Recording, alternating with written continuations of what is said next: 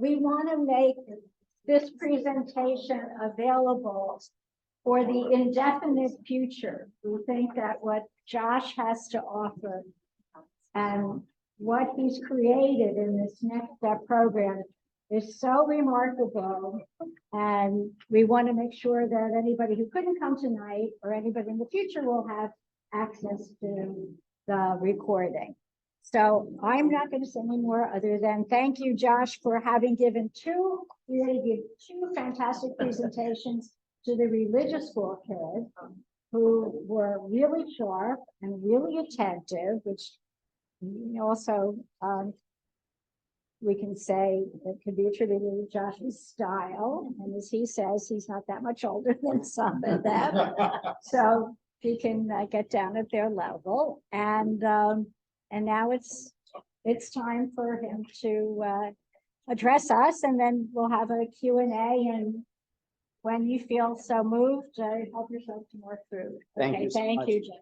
And thank you all for having me tonight. It's really exciting to be here. I'm going to talk about disability inclusion. But before we get into that, we're going to break down a couple terms, and then we're just going to talk briefly about what being Jewish has to do with including those with disabilities.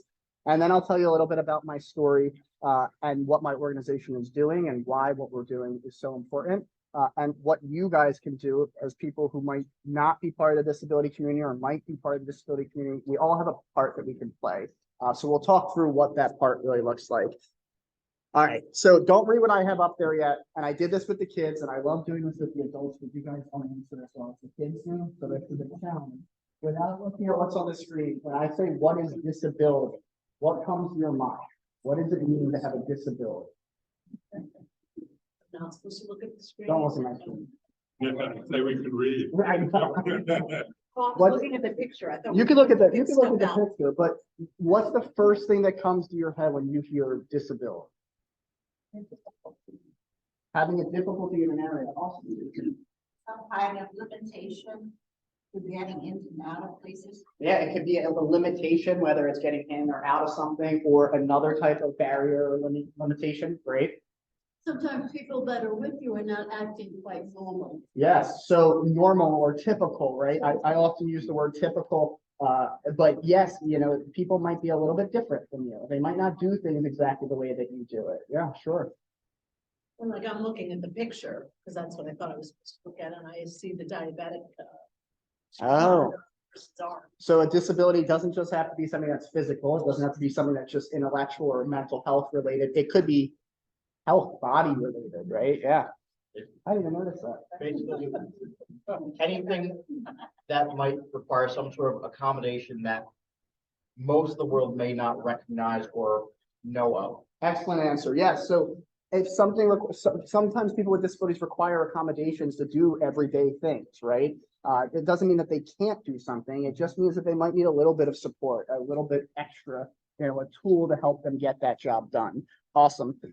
These are two different definitions of disability. What I usually go with is a disability is something that makes you different from somebody else, and it usually creates a barrier, right? ADA will tell you that it's someone who has a physical or mental impairment. You don't even have to worry about that. A disability is just simply something that makes someone different and means that they need additional supports and tools in order to be successful. And that is a lot of what we'll talk about in a little bit. Again, don't read my screen yet. You can look at the picture though. When I say inclusion, what pops up?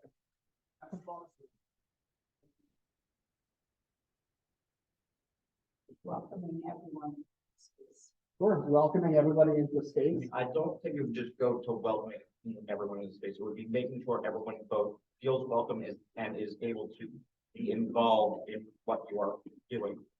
I agree. It's not just welcoming; it's creating access and being welcoming. Yeah, it's a two and two.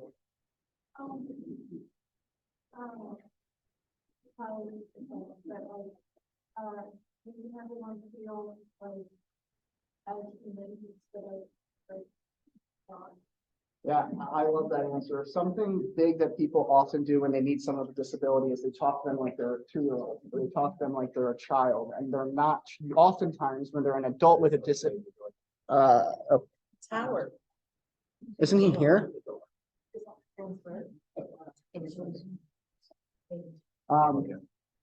But yes, oftentimes when people meet someone with a disability, they don't treat them like a person. They treat them like a child. They treat them like they're less than somebody else. The most important thing you can do to be inclusive is to treat somebody exactly how you would treat somebody else. And this is the golden rule. We've talked about this since we were all in preschools, right? Like it's not something that seems foreign, but when someone has a disability, oftentimes others are scared or nervous or don't know how to interact. So rather than interacting and doing the wrong thing, they simply don't interact. And that is the complete wrong thing to do because you're excluding people further when you're not even trying to create access or engage in a conversation. They'll change their language. Yeah. Mhm. Sometimes it's simply tweaking how you present yourself to somebody else. You know, there was a little boy in the corner earlier who was not engaged, people thought he wasn't engaging in the presentation. He was engaging in the presentation. I walked over, I talked to him. We didn't really talk about what we were talking about, but he looked me in the eye. He was, the rest of the presentation, I watched him following things along. He wasn't sitting down, paying attention like everybody else, but he was finding a way to access it in his own way. And by recognizing that and making him feel welcome and comfortable, he'll probably go home thinking about what happened today, rather than just say, oh, he's a bad kid, he's in the corner, you know, and not giving him that time of day. Exactly. Presuming competence is what I said, right? You have to presume that somebody is competent, presume that someone can do something first. And if they can't do it, that's okay. Then create an accommodation, you know, create a support. But first presume that that person knows what you think they know. Even if they don't seem like they are paying attention, they probably are. Exactly. Most of my friends who have autism don't make eye contact with me when they're talking, and I'll call them out on it, like, hey, you're not even listening. Well, then they can repeat back the last 50 words that I just said. So, you know, it really is important to presume competence. All right, Judaism and inclusion. The reason why this is an important topic to me, my mom was a Jewish educator for about 30 years. And when she passed away, I wanted to find a way to combine what she loved with what I loved. So the last few years last year, I've spent traveling to different synagogues and different religious schools talking about disability and talking about inclusion, trying to find more sparks between where is that connect. And over the last year, I found that there's a lot of areas where Judaism talks about inclusion. You know, in the Torah, it talks specifically about how you're supposed to treat other people. You know, in Pirkei Avot, it talks about community and the importance of, you know, us being there for each other, even if it's a problem that doesn't directly impact you, it's still your community. You should step up. You should make a difference. You should help somebody who needs that hand to help. Can anyone else think of instances within Judaism or why you think as Jewish people we need to prioritize disability inclusion and why it is so important? Just jumping right into the big elephant in the room, the Holocaust. It wasn't affecting us. Why should we step in? And then everything happened. That's the best answer possible. So it's not just even the Holocaust, it's historically. If you look back at Jews Jews historically since the beginning have been excluded from society, have been excluded from groups because we are different, because we practice Judaism and not a different religion. So at the very basics of our religion, we know what it's like to be excluded. We know what it's like not to be welcome. So therefore, it's our responsibility then to make sure that no one else feels that way. Because if we don't do that now, the next time it's our turn to be excluded, the next time it's our turn to be, you know, on the chopping block, there's not going to be anyone around us again. It's really important that we pass on our values of community and tikkun olam and helping others, not just to people who don't have disabilities, but to everybody. And by doing that, we're growing our community. We're not saying that our community only looks like this anymore. We're saying that our community accepts this person and that person. And this disability and this race and this gender and all of that good stuff. All right, so my story. My story starts back really in elementary school. I met my first friend who has Down syndrome, and we became friends instantly. I didn't really understand what Down syndrome was back then. I knew that she was different. I knew that, you know, I didn't have whatever she had, you know, and I knew that she had extra support in school. I knew that sometimes she had behaviors. You know, I was aware of those things, but what happened naturally was we became best friends basically instantly. Megan is one of the sweetest people you'll ever meet in the world, but she's also one of the funniest people you'll meet. She can put a smile on your face when you're having the worst day. You know, she's intuitive, she's intelligent. She really is an amazing human being. And normally I'd have her here with me talking. She usually comes to speak with me. She was not free tonight. But Megan and I created this very natural friendship. And as we got ready to go to high school, I was going in one path, she was going to another path. Oh, cool. And then in high school, I was getting ready to graduate, or I was looking at colleges, and I started asking my friends with disabilities, what happens? Where are you going? And Megan said, I don't know. I said, what do you mean you don't know? What do you want to do? I want to work with kids, or I want to have an office job, or, I want to work at a restaurant. She had ideas, she had goals, but she had no tools or pathway to get to those goals. And worse things worse, in Pennsylvania, and honestly in every state, once someone turns 21 in the school system, what happens is they're cut cold turkey from everything. And that means everything. There are no services left after the school stops. Now, there is an adult system that they don't teach families about. There is an adult system that is underfunded. There is this, and that is the response they'll often get is, well, there is a system that helps you, but that system has been broken for a very long time. So what often happens to people with disabilities is they graduate and they end up in their parents' home 5 out of 7 days a week. And on the weekends, when their parents are home off work, they go out in the community. And that's not everybody, but it's the vast majority of people. And COVID really expedited that. When everything shut down, it forced everybody back into their house. And even though things are starting to reopen, jobs have not come back. People still are not able to work like they were pre-pandemic levels. So this was all happening in, before the pandemic. This stuff was still existing. It was still an issue. It just wasn't as prevalent. But in 2015, I started asking questions to teachers, to parents, to my friends with disabilities. And the answer was always the same. I don't know.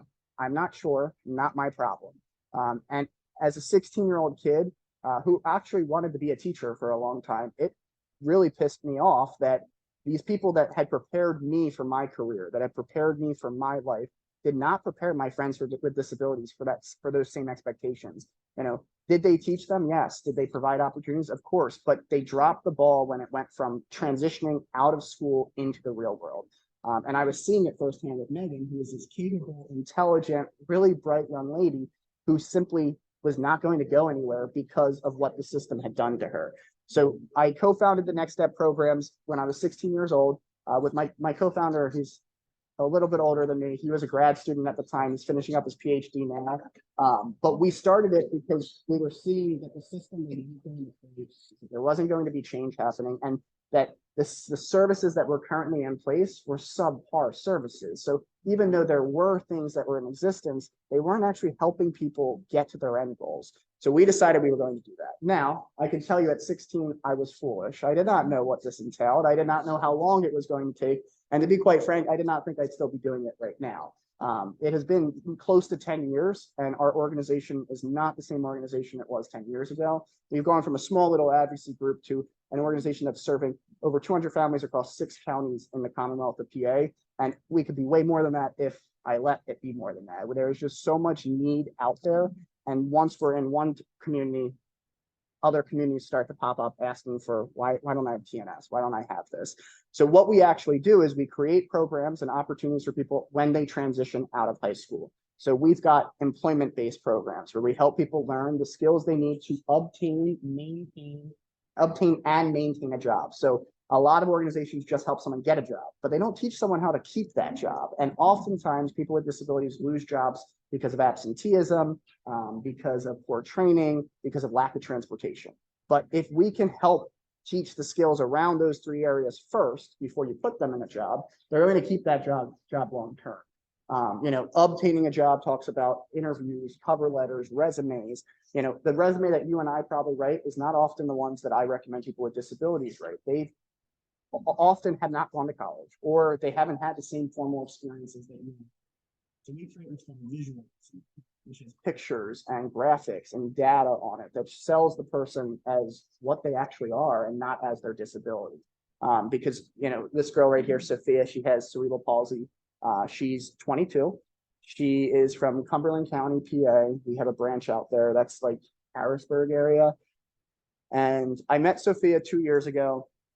And Sophia was in the school system. And because of COVID, the school system told Sophia she was too immunocompromised, that she had to do school from home her last 2 years of school.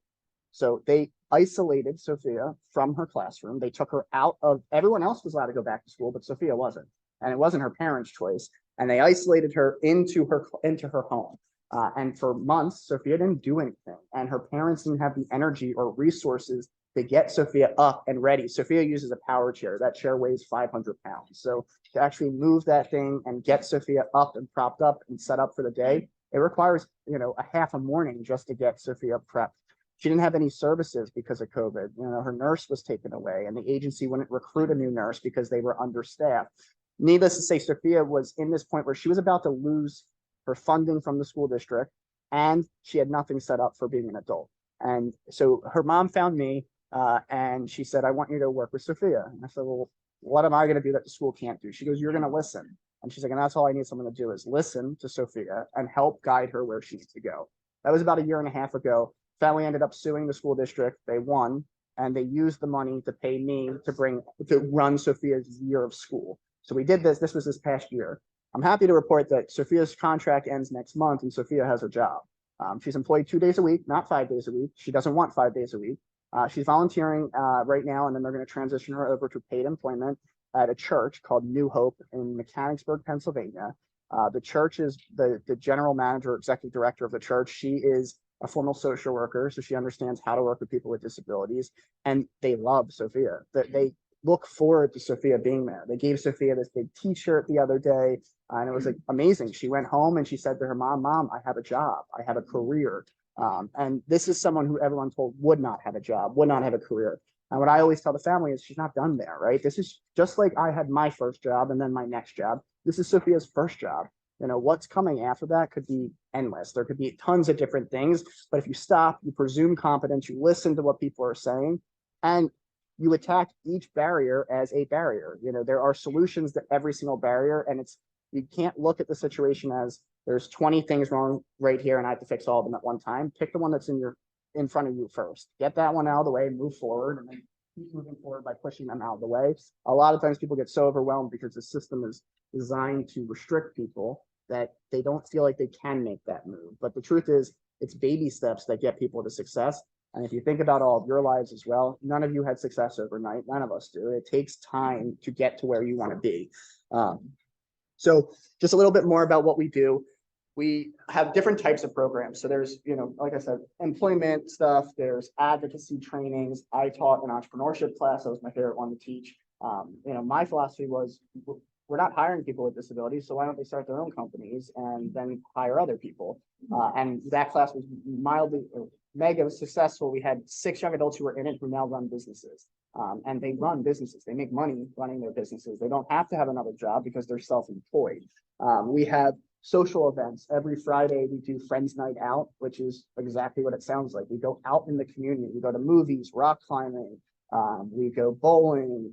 We're going to start doing wine tasting for our 21 plus crew this year. We're going to go to breweries, and everything that's age appropriate is what we're doing. And those social opportunities are because a lot of socialization for kids with disabilities ends when they leave school. All of their peers that normally would be hanging out with them have gone to college. And then after college, we all move away to start our careers. And the home community is not really what the home community used to be. So we do that. We work with businesses and we teach businesses why they should employ people with disabilities and how they can employ people with disabilities. Often what I say is the reason the system is so the way that it is because we have 2 different systems here. You've got the employment sector and then you've got this human services sector. And these 2 sectors do not talk to each other. My degree is in labor and employment relations. It's essentially human resources, but I specialized in disability employment. And I did that purposely so that I can understand what does an employer think when hiring? Why does an employer do the things that an employer does? And then why does a human service professional do the things that they do? And there are a lot of gaps. HR in big corporations, it's very hard for a person with a disability to get a job because the applications themselves there's barriers within them. People can't fill out those applications because they're not plain language. They require you to do, insane types of testing to get simple jobs, like pass this logic model test to work at Wawa. That's ridiculous. Like you don't need to pass that logic model test to work at Wawa, but because corporations have developed the way that they have all these discriminatory practices that really restrict people with disabilities who could do good jobs from getting those jobs. I wrote an op-ed in the Philadelphia Inquirer last February, and it was 2 Februarys ago. It was in the midst of the pandemic when everything was really bad. No employer could find employees, and they're all complaining about how they don't have employees, they can't keep their organizations open. And my op-ed was titled, "Can't Find Employees, Hire Workers with Disabilities." You know, there's plenty of workers with disabilities that are capable and willing to work. People don't think about that. And I had several companies actually reach out to me, and it was awesome. How do I do this? You know, we want to do this, but we're nervous. You know, do we need more liability? And very fair questions, you know, that they had to go through from an employer side, but most organizations don't handle it with tact. They, you know, you need to do this. You must do that. You're not going to win when working with a corporation by telling them what they have to do. You're going to win by getting them to join you in what you're doing. So we do a lot, and we do more, honestly, every single day. The organization has grown in the last 3 years by 300% in terms of our budget. Like, we went from a really tiny organization to we're a pretty decent sized organization, and we're very much in our growing stage. And what I'm trying to do is really make sure that we don't grow too quickly and that the quality of our services remain as high as they've been for the last decade as we continue to grow to other locations. But since our founding in 2015, we've helped hundreds of people. And usually, you know, nonprofits are talking thousands, millions of statistics. I don't just help someone and leave. The hundreds of people that we helped 8 years ago, we're still helping today. You know, the organization becomes part of someone's community. We build a community around the areas that we're in so that our services don't fade in and out. They fade in and out when the young adult chooses, or the adult chooses, I don't need this anymore, then leave, you know, or if they leave and then they come back because they were having trouble making friends, it's still there. We have tried to make sure that our services are available 365 days a year, as opposed to a lot of disability organizations that do similar work to what I do. They're available maybe just in the summer, maybe one night a week, maybe, and that's not a bad thing, but the problem is there's not enough. So the more that we offer, the more continuum of services that we can provide to families, the more that we're going to be able to help them navigate their long-term goals. I've served over 150, now it's 200 now, over 200 individuals from across 6 counties. So we're in the greater Harrisburg area, greater Philadelphia area, and greater Pittsburgh area. Greater Harrisburg started last year, and we have 2 counties in that area. Greater Pittsburgh started this year, and then the greater Philadelphia area started when I started the organization. But this past year, we've added Montgomery County, Chester County, and they're pulling from Philadelphia County as well. So we've really started to spread out all over the state, and that's where we're founded. Yeah, my office is in Doylestown, like in downtown Doylestown. It's a very beautiful space. And it was very important to us that when we got the office, that it wasn't going to look like an IU. It wasn't going to look like the basement of a classroom. Our office is state of the art. I mean, it is gorgeous in there. It was when we got it, it was completely gutted, completely rebuilt. It's a place when the young adults walk in, they're like, oh, I want to be here. Like, I'm not leaving. And when their parents come to pick them up, they don't want to. Now they don't have to, because we just built an apartment in our office where people with disabilities can learn how to live away from home. And they're going to be able to do it with 24/7 staff in a place that they're already comfortable in. And that actually just completed last week. So the joke is that you don't have to go home, just stay in the apartment. I think I'll change my mind on that after a couple of weeks. So just a little continued impact, you know, just to break down further what we do, because it is confusing because there's so much that we do. We offer vocational training programs. So the vocational training programs that we offer have actually helped people get jobs, long-term, meaningful jobs where they're making real money. Social and recreational activities, I talked about that. I believe that young adults with disabilities should be doing the exact same thing that any other young adult should be doing. That's why when someone came to me and said, we want to go to a winery, I said, that's what I do with my friends on the weekend. Like, yeah, let's do it.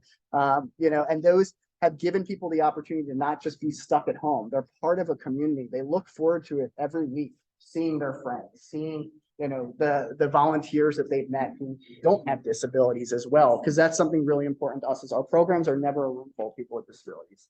Our programs are always a mix of people with and without disabilities, because that's what the real world looks like. And if you pull people out completely, then you're not presuming competence. You're not giving them the opportunity to rise to the occasion and do the things that everyone. That's segregation, exactly. But that's a lot of what the field does. Is I call it reverse segregation. They don't realize they're doing it, but that's exactly what they are doing. Advocacy and outreach efforts. So that's, you know, my former job before I started working full-time for TNS a couple of years ago, I worked at the ARC of Pennsylvania, which is the state's leading disability rights group. I put in air quotes because I worked there for 2 years. I was a director of communications, and I actually got to do grassroots lobbying and advocacy for disability rights. You know, it was the coolest job ever out of college. And I got to meet with politicians and legislators and lobbyists to really push the agenda of disability funding, disability education, all this really good stuff. And what I learned very quickly is how slow policy takes to change. And I knew that if I had spent the next 20 years of my career there, that I would have died. I was bored. We weren't doing anything. We talked about doing things.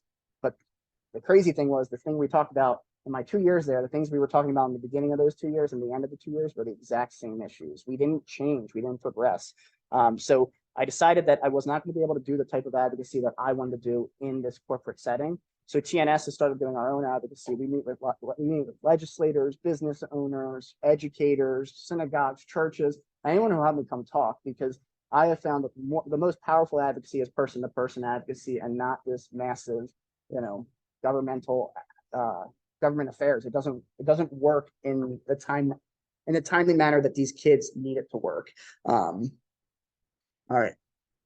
So the transition from high school to adulthood is hard for all of us. I think I've made that clear. And I think that if you guys try hard enough to remember what your life was like at that point, you remember it's not an easy time. You have to figure out who you want to be, what you want to be, and then how are you going to do that?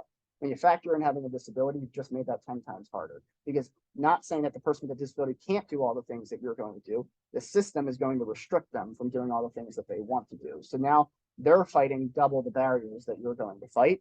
And it's important that not just people with disabilities care about this issue. We all have to care about it, because if more people start recognizing that this is a serious problem, then the barriers that employers have will start to recede, because everybody's asking for it. There's a concept called universal design for learning. It's my favorite concept. I mean, we were just talking about it. Yeah, UDL is not new. I mean, it's been around for a decade, but it's now being implemented in a wider capacity. The concept is that if we build a system that is designed for all of us, when it's your turn to have something happen to you or have a barrier enter your life, the system's going to be there to bring you up and to support you. And that's not easy. It's a very philosophical mindset of universal design, but in our organization, we've proven that that's possible. We have people with all different types of disabilities, all different levels of communication, all different levels of physical capabilities, who all are happy to be together, who all are happy to grow in skills, who are all doing things that most people with disabilities outside of our community are not doing yet, because they don't have that missing block. They don't have that missing block, which is community. This is my best friend, Megan, that I was telling you guys about.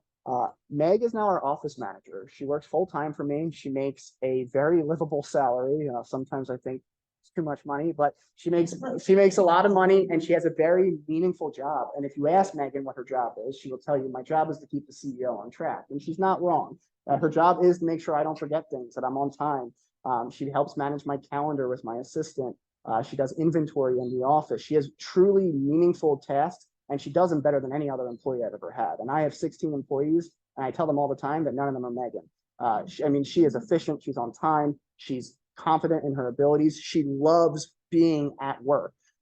Megan, I told her I would not hire her full-time until she went through the full spectrum of, gotta get other jobs. She couldn't just be, she's comfortable with me. I'm her best friend, but she can't be comfortable with just me, because God forbid something happens to me, something happens to my company. I want Meg to be able to rebound and go somewhere else. So Meg worked first at a school. I mentioned how she really wanted to work with kids. It was disastrous. I mean, I love Meg, and Meg is really sweet, but Meg has a very smoker voice. Like, it's very raspy. So she scared little kids a lot. Like, the kids would say something and she'd be like, what? And like, she didn't mean it that way, but little kids can't interpret how Meg was meaning it. So that didn't last long. And Meg quickly then went to the little gym, and she was helping with like admin behind the scenes stuff, because they learned no kids. And she loved that. She took out the trash, she answered calls, and she built this foundational skill set. Then she got a job at Home Depot, and she loved her job at Home Depot for a long time. Home Depot has a really cool program called the Ken's Crew, where they actually teach people with disabilities how to have jobs. The problem with Ken's Crew is it's supposed to end at some point. Meg did not want it to end. So Meg extended her time. And it's funny, once she extended her time, she realized, I don't want to be here. And we went out to lunch for her birthday a couple months ago. And Meg was just working part-time for me and part-time for Home Depot. And Meg has been suffering from some pretty bad OCD recently. Her medication changed, and she's been really noticing the things in her life that she didn't used to notice. Like, that person didn't answer me, or that person talked to you and not to me. That person didn't answer my text, but answered your text. Like, she was starting to realize, there's something going on here. So we went out to dinner and she wasn't telling me what was going on for a while, which is not normal of Megan. You know, we normally tell each other everything, and she's being very quiet. She said, "Can I tell you something?" And I said, "Sure." She goes, "I quit my job at Home Depot." I was kind of shocked because one, it took a lot of work to get that job, and she had it for a couple of years and she was good at it. And she said, "I don't feel like I belong there. They put me in the back without anybody around me. And here I have a family, I have friends, I belong." And right then and there, I knew that what I had set out to do 10 years ago, I've done, you know, and now what TNS is doing is beyond that. But Meg has a meaningful job where she makes money. And if you ask her, you know, it's where she wants to be. And Meg's family has already planned that they're moving to Florida in 10 years. So Meg reminds me every day that I have 10 years to figure out how to get TNS in Florida within the next decade. But she really, I wish she could be here because hearing her speak is much better than hearing me speak. But she, like I said, she has a job. She is part of a community. She has friends at work. She has friends outside of work. She has a social life. And she also has a disability. But like that is the last thing that I think about when I think about Megan. All right, real quickly, we're gonna do some discussions in small groups. I don't know if I want to do, no, we're gonna do something different. All right, in your small group, I'm gonna give you a scenario, and I gave the same scenario to the kids, but I'm actually curious to hear what you guys come up with. And I'm gonna change it a little bit. The scenario I gave the kids was that there's a little girl named Jane who's coming to Hebrew school for the first time. She's very shy. She doesn't really know how to talk to anybody. And she wants to, she just doesn't know how to. And I asked the kids, what would you do to help Jane feel welcome? For you guys, we're gonna be talking about Jane's parents. All right, so Jane's parents are new members to the synagogue. They don't have a disability, but their kid does. And Jane sometimes when she gets bad has behaviors, and she throws the book in the sea door in the air and it falls on the floor. Sometimes she calls out. Sometimes, you know, she makes noises. How do you help make that family feel welcome when they know from the start that their kid is doing something that makes them stand out? What are some things that you could do to pull that family in to make them feel part of your congregation? I'm gonna give you guys 5 minutes just to talk about in your small groups, and then you'll. So what did we do with that before when I was at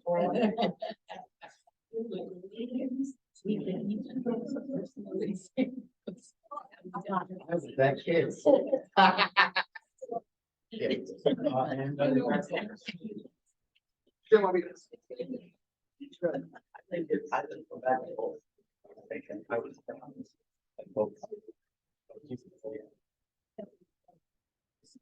Right. And tell us what we need to do. What can we do? Teachers. Like my son goes like. Right. It's whatever now. And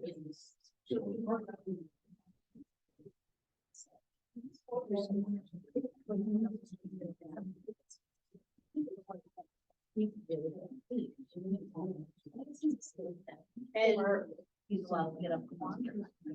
I mean, we have in our house for the kids. In the children's part of the center. But what happens? And I think we do not prevent glaring those that are in the. What I think glaring offenses.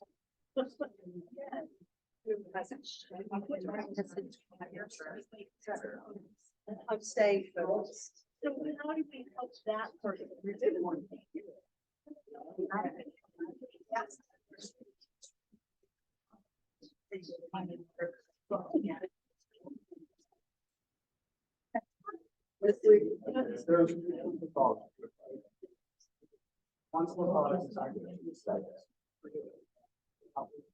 You don't feel that they belong, you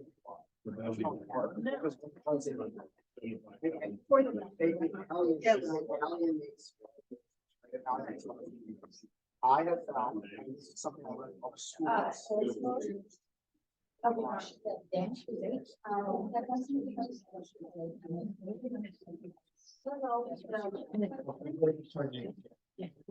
First time who are you to say that was the design for all my consultants.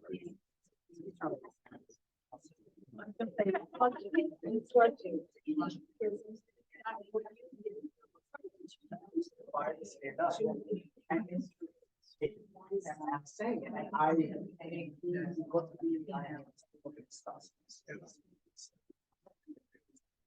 not. But say that way. What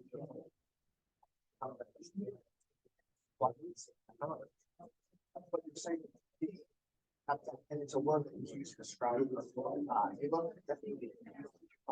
Next day, and say, that, because by showing them that, you know, doing it for the Same time, that's what the nice is supposed to do. Versus what it is right now, is what you were. just as much fire. It's not saying. I, my neighbor.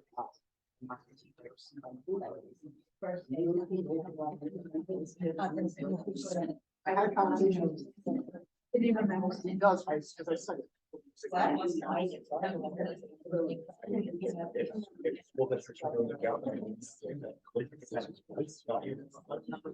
Not all kids understood, but. Yeah, you said, you know, times have changed, and I think some words are. I was like, okay, this kid's never gonna get it. It's apples and oranges, but the point was that. We escalated. Like, and I'm small guy. And it's similar. They're not. Back then, it's not there.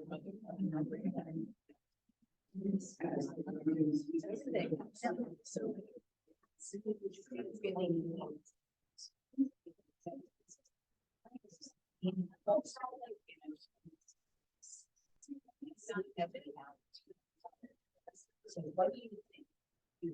Because there's one thing.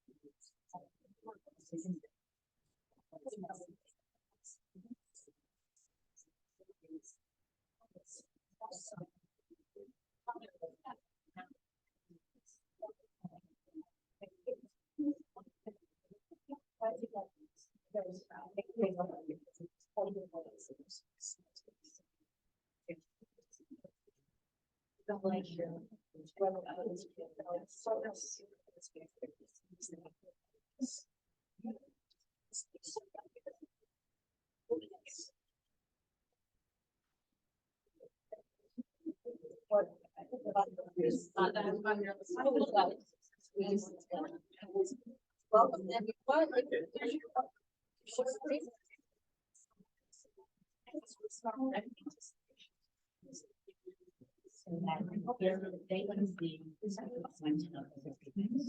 And actually, a lot of them comes from teachers, they, all the kids think that. Basically, the teachers will punish behavior and in front of the other kids, and therefore ostracize the behavior as well.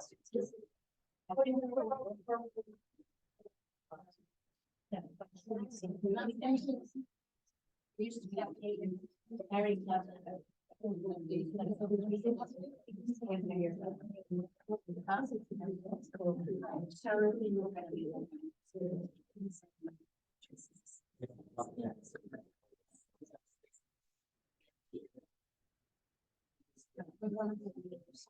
we can't be that. So you're going out.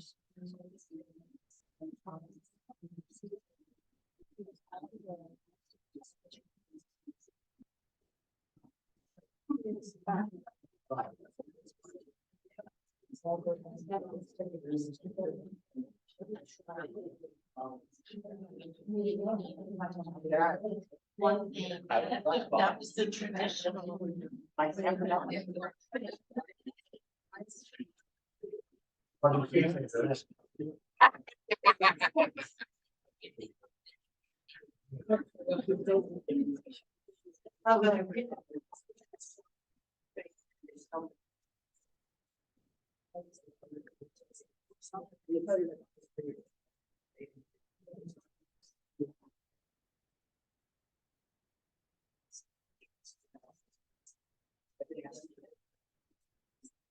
Okay.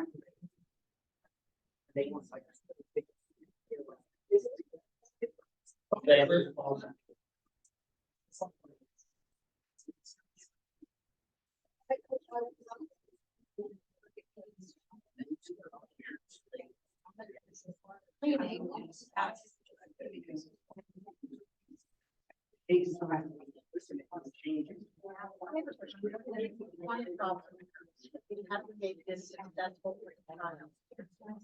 Do this is a parent out there. 2 more minutes and then we'll come back together. Doesn't clueless, so there's no element. Not ready to accept that the child needs. Yeah. Take a picture.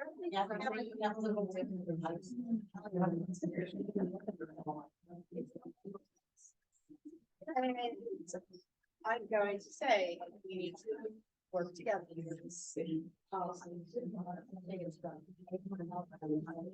Great town. I'll be on the.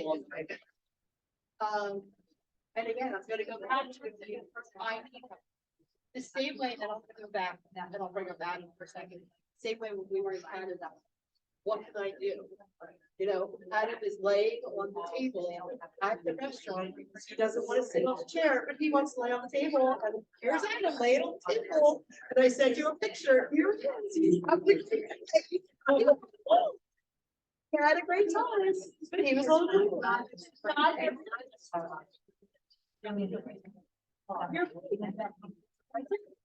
All right, guys. Does anyone have any answers that they want to share out with the groups? How could you make that new family, those parents feel welcome into your family? What are some things you can do? Start by starting to build a relationship from the moment they walk in. Yep. Yeah, just like any other family entering, you have to recognize that, oh, I can't just jump into this. Let's reach out. Let's say hello, introduce yourself. Absolutely. But when people register for, say, like events, we're asking now if they need any accommodations. And maybe just even in the membership packet, we could find out what accommodations might be needed and what things have worked in the past for that person and what things trigger them, that we could know how to work with the child to make sure that we're avoiding things that tend to be triggers and working things in that tend to help. So you've said 2 really good things. The first thing was, kind of learn what that child needs to be successful. Taking it on you to say, oh, he's being really loud today. Why? Maybe he's trying to say something. Or maybe he needs a fidget spinner. Maybe he needs to go to a quieter place, right? But the second thing that you said is looking internally at the synagogue and saying what within our resources, within our onboarding materials, within our registration can be tweaked or changed so that our language comes across more welcome and more inclusive. We were just joking about the synagogue I belong to puts inclusion on everything. It's kind of a joke because it's not always inclusion, but they have done a very good job where new families come to them and they understand that the synagogue at least knows what inclusion is, and they work with people with disabilities because they've done a very good job at marketing like that way. So you have to both internally and externally, anyone looking at your synagogue needs to feel, oh, not just for the average Joe Schmo, right? It can be anybody, right? And that takes time. Yeah. I guess when I give a shout out to Coleman's religious school and preschool, because I think for many years now, not only have the 2 programs starting all the way at a young age where it's best to have everybody except everyone else. Right. But I think there's been a class group spirit that's been cultivated. I think the teachers, some of them are actually special ed teachers, some of them are not, but instinctively they're flexible and they're trained and they can talk to each other and they mentor each other. And I think that we have a pretty good track record of meeting the needs of students who learn differently. So, And, I'm going to say I 100% agree with you because I spent the last couple hours with your students and they're awesome. I mean, they understood disability, understood inclusion. I even heard one little boy make a joke. He's talking about autism and he started laughing because autism is funny. And before I could even say something, another little boy said next to him, said, dude, that's not a joke, that's not funny.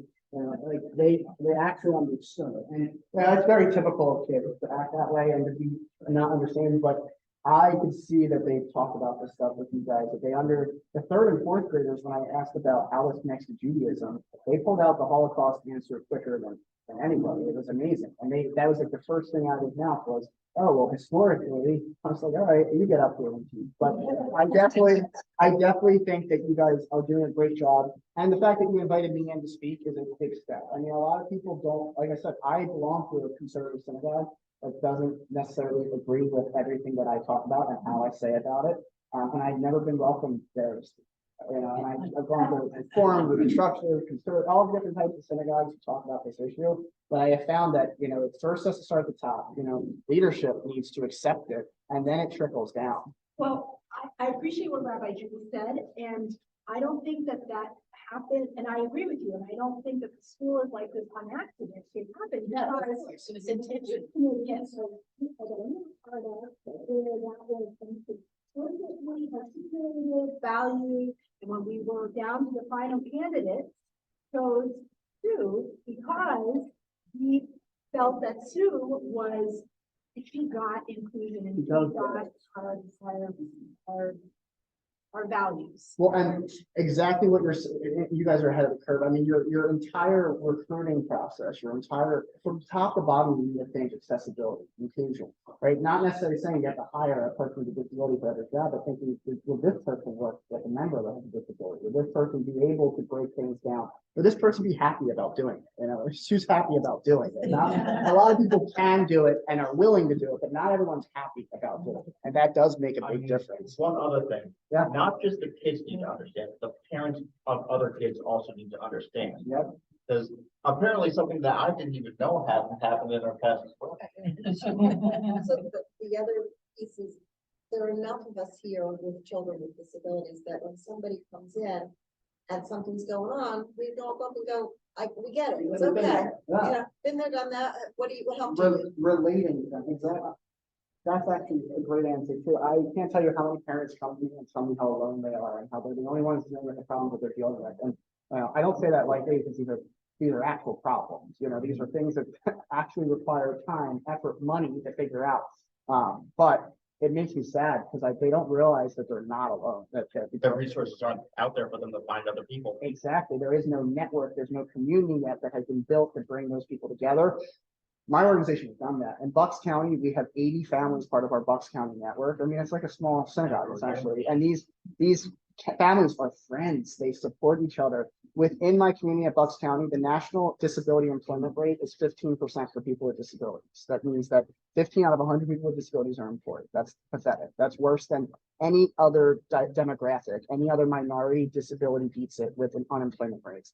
Within TNS in Bucks County, 88% of our young adults are employed. I am not claiming credit for all of their employment. What I'm claiming is correlation. We built a community. We created resources. We provided services, and the families helped each other. One person got a job here, 6 other people later got it because they learned from each other and they got smart because they had the ability to connect with somebody else. Honestly, good job, guys. You did almost as good as the kids. All right. A question. Yeah. Is there any program in Pennsylvania for corporations incentivized to hire this disabled? Yes and no. There's IRS benefits for hiring people with disabilities on your payroll. It's a lot of paperwork to go through it. There are tax credits. There's a really cool program that Social Security runs that nobody knows about called the Ticket to Work program. You guys know about that? That's Yeah. fantastic. It worked very, very Slow because there's only like 2 providers in the state of Pennsylvania that offer it. That's part of the issue. So there are, but they're underused and under leveraged because even though these things exist, someone with a disability first needs to have the staff necessary to get to those things. And the staff doesn't always, in our state, there's a huge staffing crisis where we don't have enough qualified staffers in the disability field, because you have to remember that most of these services are federal reimbursed rates. So organizations like mine, I'm not there yet. We will be in the summer. We're becoming a federal contractor, so we can accept federal money to offer our services. However, that sounds good. I'm not a federal contractor like a defense contractor. All my billings are on a schedule, and the schedule is changed maybe every 3-5 years. And the rate of reimbursement for most disability services is less than someone would make working at Wawa. And I say that because my little brother works at Wawa and he makes $19 an hour. On some of the definitions in the federal policies, it says that people can make $13 an hour, providing a job that is much harder than working at Wawa, and you have far more responsibility because you're providing care to a person. The system is it's broken, and it's going to have to completely fall apart for them to rebuild it. And it's in the process of that happening. I mean, I will say, without getting into politics, this current governor actually is doing things for the disability community. I mean, there are things happening at a level that did not happen 5 years ago, 10 years ago. Right, there, I mean, the people in Bucks County, Zendel, Mental Health Services Yeah. are trying very hard Wow. to get things done. And so they in particular have made a commitment.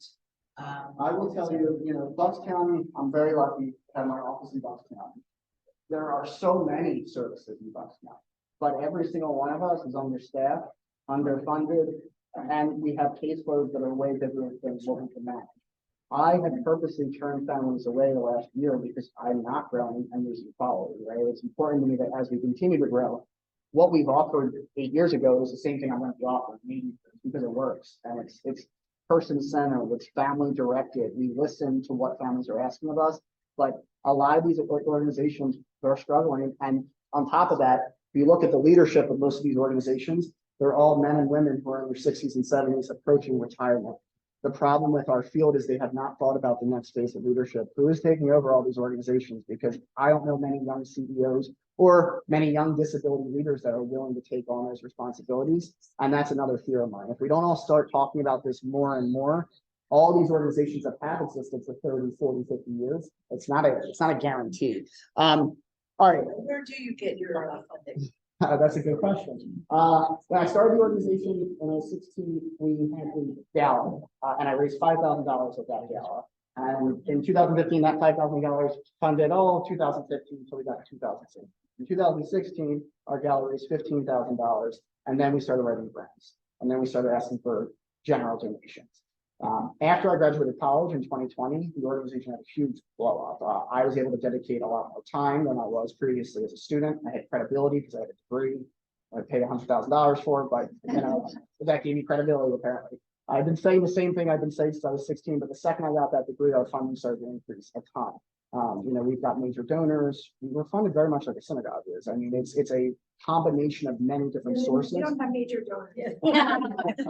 I can help you with that. I can help you with that. But it's a combination of many different pockets of funds. And now what I've been working on for the last year is we're becoming a federal contractor. So in the state of Pennsylvania and in most states, there's something called the waiver system.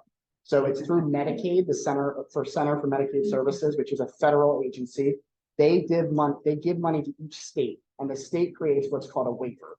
The waiver can be used to pay for services for people with disabilities to lead an everyday life. The caveat is the only people that are allowed to get paid by the waiver are people who are approved licensed providers of CMS.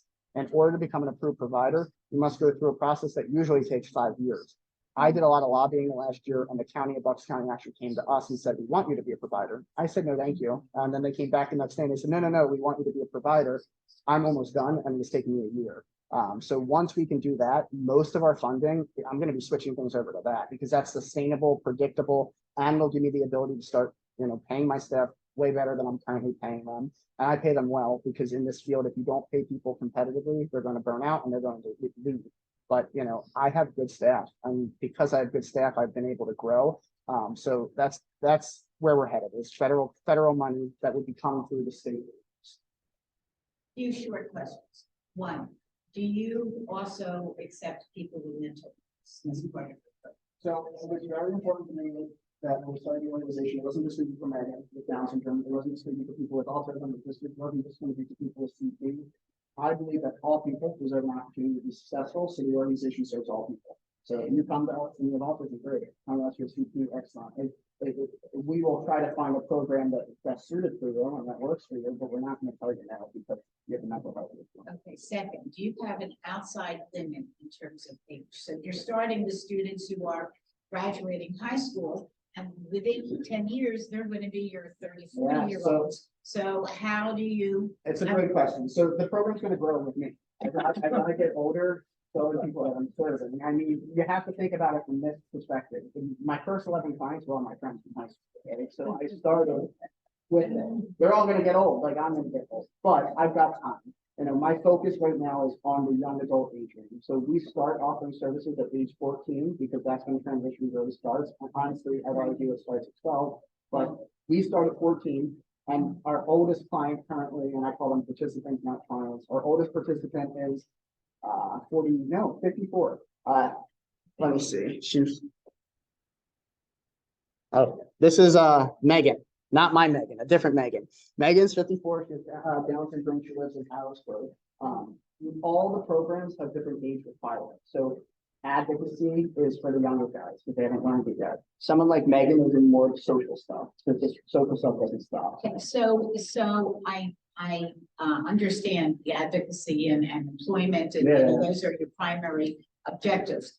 What if somebody needs community and friendship and, and comes to you at age 30, 35? That was the first thing you were talking about. So, I mean, are you able to provide like that slice? Yeah. Rather than the whole? The reason we are what we are is because we can do exactly that. People come to us and tell us what they're dealing with and we can solve it because we don't have one group anymore. We have 15 groups. You know, when I started this, really how this started to grow was during the pandemic.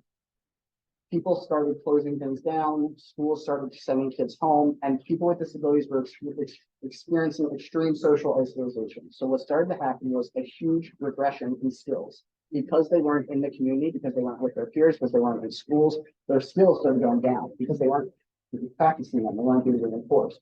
So a group of families came to me and they said, what is TNS doing during the pandemic? I just graduated college. I had a full-time job at the Arc. I was like, what do you mean? What am I doing? It's COVID. No one's doing anything. The parents said, you do something that we're going to. So I was driving around because the only thing my parents would let me do during COVID was get in the car and drive by myself. And near my parents' house is this huge church. So I called the church and I said, hey, anyone use the milk? And he said, no. I said, all right. And I ran it. She said, sure, $50 a month. Okay, done. So I dropped like $200. I rented the church for 4 months. I brought together during the midst of the pandemic 11 young adults with disabilities just to work on social skills. And the whole intent of it was just to provide an opportunity during the pandemic for us to connect. And then poof, we were going to be done. I did not plan on doing this forever. What started to happen is after the first 7 weeks, 15 more families came to me and they said, well, Josh, I want to do this. So I said, I can't have 30 people together. It's a pandemic. So I had 2 nights of programs, right? Then the next season, 15 more families came to me and they said, well, we want 2 nights a week. 1 night a week's not enough. And we don't just want social skills, we want advocacy. All right, well, then an advocacy class was added. So on and so forth in the last 3 years to the point where in my Bucks County office, we're running programs Monday through Thursday, 3 programs a night, all different topics. So we've got advocacy, entrepreneurialism, community building, fitness and healthy living. We just built a new kitchen in our office, so we have meal prep, kitchen safety, and introduction to cooking, and we're working on more cooking classes. I just told you about the apartment we just built. We're gonna have overnight programming regarding skills. Essentially, what we have designed the organization as is whatever somebody needs, we should be able to develop a program that meets that person's. So how do you get a staff that does what you do? Yeah. You said you have a staff of 16. I have a staff of 16. So it's a challenge. I will tell you that. My dad once told me that 80% of management is dealing with stupid people doing stupid things, and he was right. I love my staff. They're amazing. It's a lot. I'm a tough boss. I mean, I might look nice, and I am 25, but I've been around the block a couple times. My team knows what I expect. And if they don't know something, I stop in the moment and I tell someone how it's done. I don't give feedback once a year. I give feedback in the moment. So I have a new young lady who's working for me. She's my assistant. She's really cool. She actually co-taught Hebrew school. And she got fired from the job while we were teaching Hebrew school, and she was distraught. And I was like, well, I kind of need an assistant. It's supposed to be a very part-time thing. It's turned into a very full-time thing, but she had no experience with the disability community. And she talked to people with disabilities like they were babies, and it drives me nuts because they're not babies. So instead of calling her in at the end of the day and screaming at her, when she does it, I stop and I say, hey, think about how this spoke to her and then speak to me. And in that moment, she's in change and she gets better. Because of becoming a federal provider, I have to legally provide several different types of training. So all of my staff go through 24 hours of in-person training, a year, 8 hours of online training. So, and the trainings are on person-centered planning, presuming competence, universal design. I get the right for trainings, so to really do whatever we want. So I try to pass on what I learned. The other thing is, before I started working full-time for the organization, I hired people before I hired myself. So I had a job, I was making decent money, doing what I like doing, so I didn't need to make money from TNS. So I started to hire young people who were teachers, who needed more money at night, who could pick up a couple extra hours. People who were younger people are far easier to train than people who are older. They're willing, I'm sorry, they're willing again. But essentially, that has been 3 years of training people to the point now where once I get my license for waiver, I am confident that I have managers in place that can do what I can do. And if they can't, they know to call me. And I work all day, every day until I can get to a point where I don't have to. And right now, we're not quite there where there are still things that they don't know how to navigate, and that's Support group housing? not yet. So I am working on my own model of housing. And more to come soon. Short story is I don't like how housing is done in the state, and I don't. Where does Megan live? Megan's still living with her mom. So Megan has type 1 diabetes. She's gonna need a nurse before she can move out, just so that someone's there to monitor it. Right. But Megan is actually spending her first night at our new apartment next week. Oh. So I'm giving her the chance to live away from home. But most of our young adults do still live at home because they're still younger. I do have several young adults that live independently. I have one young adult that whose father just passed away, and she inherited his house, and she's planning on living in his house by herself, which is awesome. Maybe you can bring others in.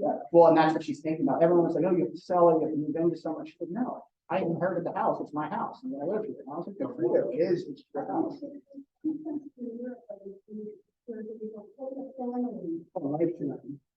It's They nice. give them a good stipend and they take care of it. That exists in America, so they have that in Bucks County, and I have a really good friend named Cole that has been trying to get me to move in with him for years, and I will not do it because I do this all day. But I would be paid, this is what I was told, I wouldn't have to pay rent, and I would make $1,200 a month just by providing support to Cole on an everyday basis. So essentially, I would save like $30K a year because you're not paying rent and you're making money, but there's responsibilities. It's not just you get paid. for that. And you're on call all the time, and if he needs something or she needs something, you need to go do it. So it's, So there's another program, where one person is over 60 and the other isn't, and there's no, it's. I saw that one. That Also, the over 60 has unlimited income, so you have to accept whatever residence. Exactly. It's just. But it's a balance. Yeah, I like those models. Those models are up and coming. You know, what we're working on at TNS.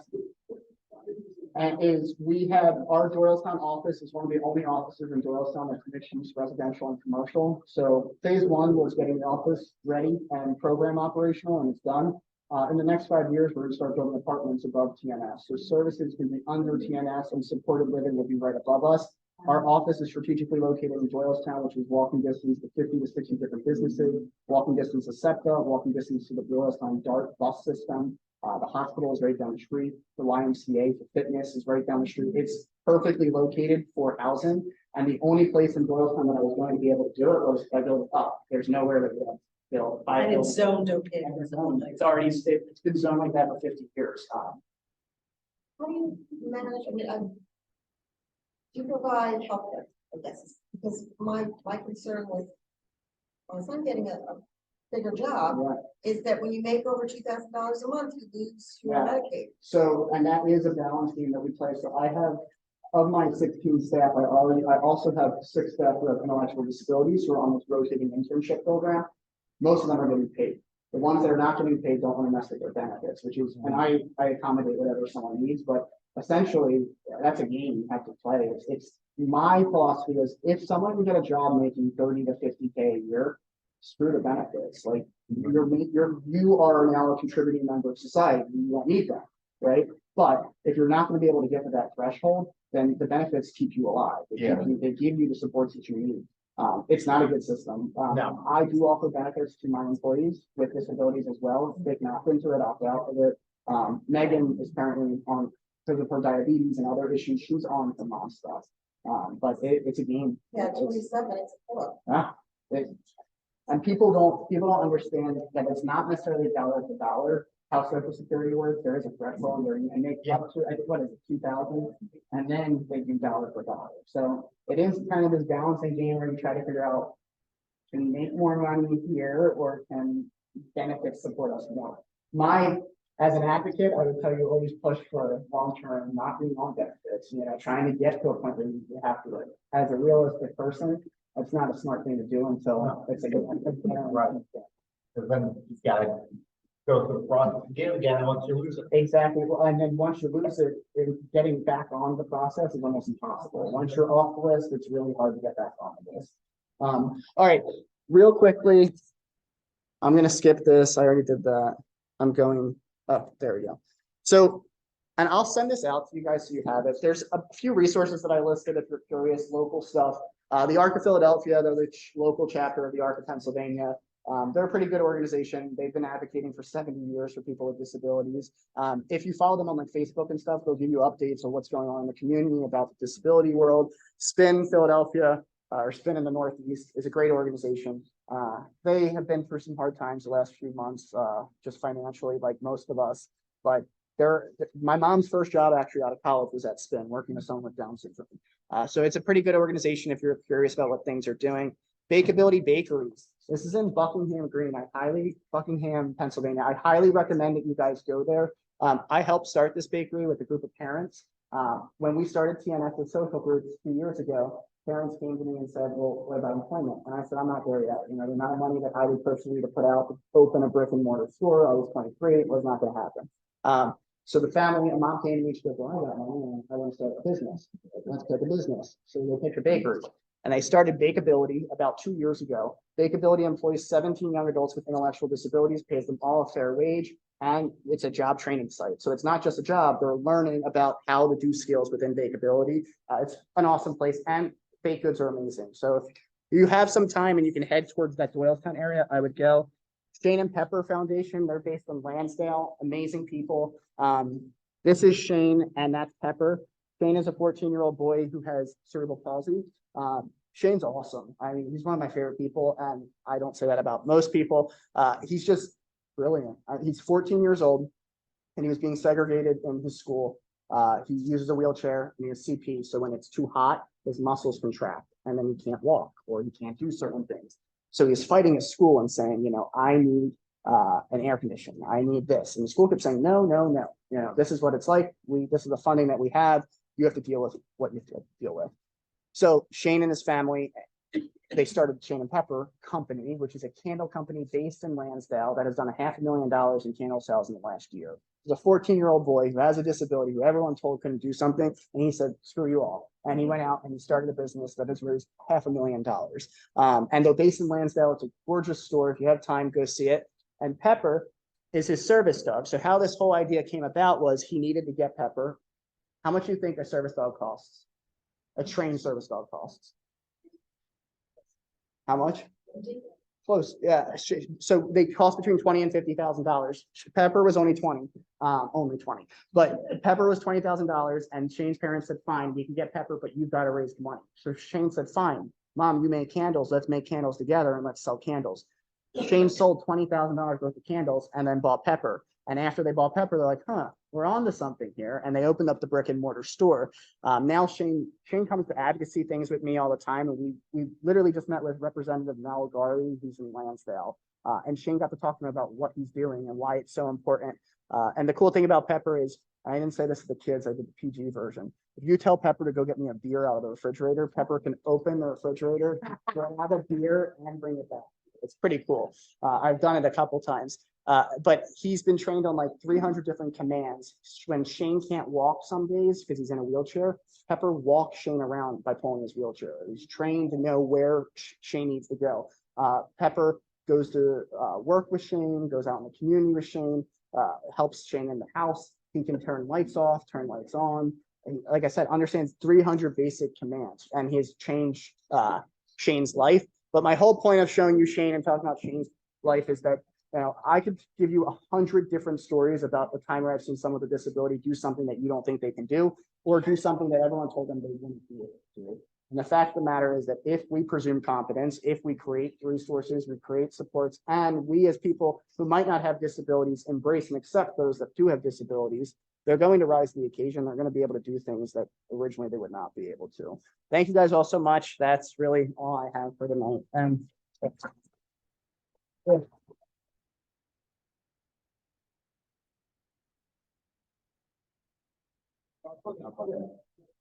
And Sue, I will send this to you so that you have it. I don't know how to log out of here. Yeah. You'll